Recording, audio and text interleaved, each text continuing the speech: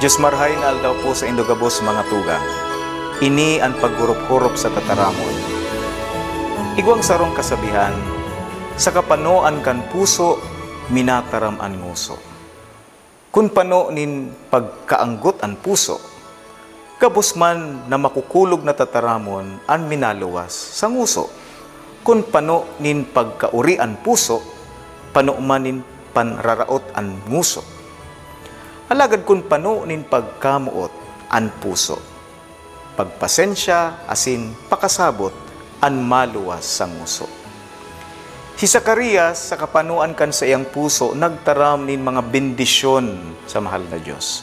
Kung sisiya sa aton tapo mga tugang, ang mga tataramo na ini ni Zacarias, matutuklasan niya to na ang itinaram niya sarong pagbindisyon sa mahal na Diyos, ninhuli sa duwang mga rason. Enot, inumaw niya ang Diyos, ninhuli ta, ipinadara niya sa sato ang panugang para tubos.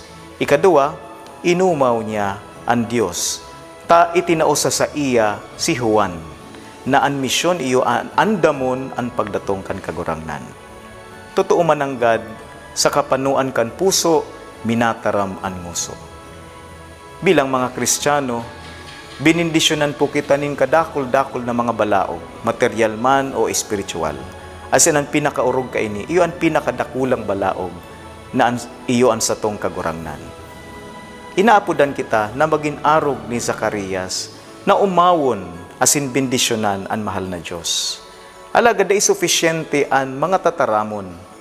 Siring na ang tataramon, nanitawo, nanilaman, ang mga tataramon man niya lugod, manilaman man.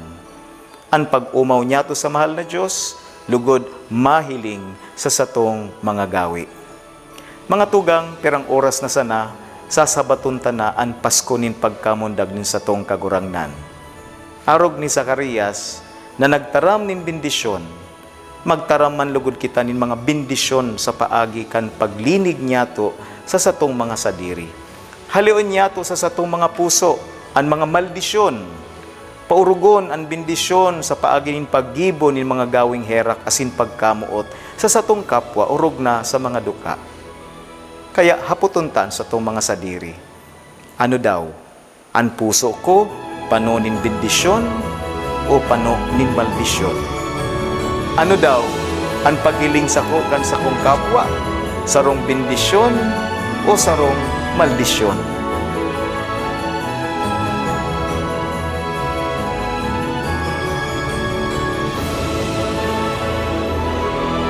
Mga tugang, na pagpurok-uropan na niya ang tataramon.